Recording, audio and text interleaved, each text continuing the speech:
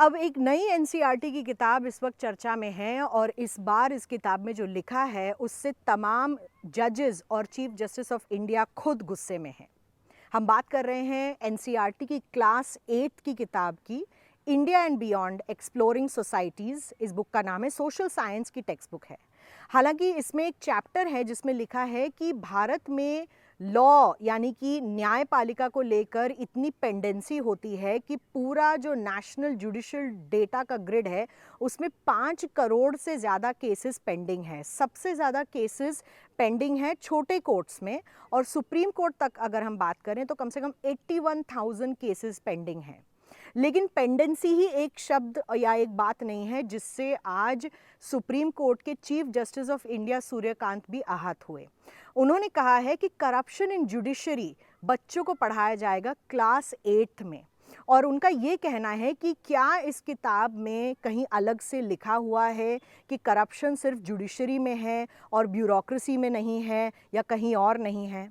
बात सिर्फ corruption in judiciary की नहीं है। आपने देखा होगा कई तरीके से जहाँ पर जजेस जो अपनी पर्सनल और प्रोफेशनल लाइफ्स को मिक्स कर देते हैं, कई जगह पर हम जुडिशरी में करप्शन के केसेस भी देखते हैं। हाल ही में यशवंत वर्मा के घर में नोटों की गड्डियाँ पाई गई थी और ये भी अपने आप में एक बहुत बड़ा करप्शन केस देखा गया था।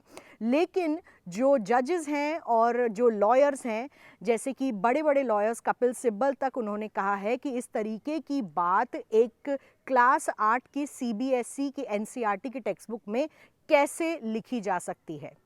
एनसीईआरटी की टेक्स्ट बुक्स बहुत ही सोच और समझ के बाद बनाई जाती है। इस टेक्स्ट बुक में बनाने के लिए एक पूरी टेक्स्ट बुक कमेटी बैठती है जिसमें सरकार के तमाम लोग होते हैं।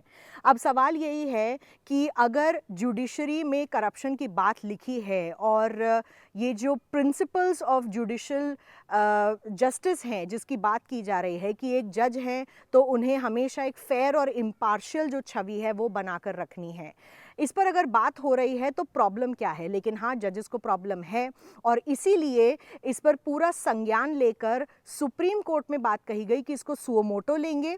और दूसरी तरफ अब जो फ्रेश बयान आ रहे हैं उस पर यही पता चल रहा है कि सरकार की तरफ से सूत्रों के हवाले से कहा जा रहा है कि इस किताब को वापस ले लिया गया है, क्योंकि मंडे तक इसी हफ्ते के ये किताब अवेलेबल थी दुकानों में। अब ये किताब वापस ले ली गई है और सेल के लिए ओपन नहीं है, ऐसा एनसीईआरटी की तरफ से। और सरकार की तरफ से ये भी कहा जा रहा है कि अब इस पूरे चैप्टर को वापस लिया जाएगा, इस बुक को एडिट किया जाएगा और इस बुक को अभी इस हालात में नहीं बच्चों तक दिया जाएगा। आपको क्या लगता है?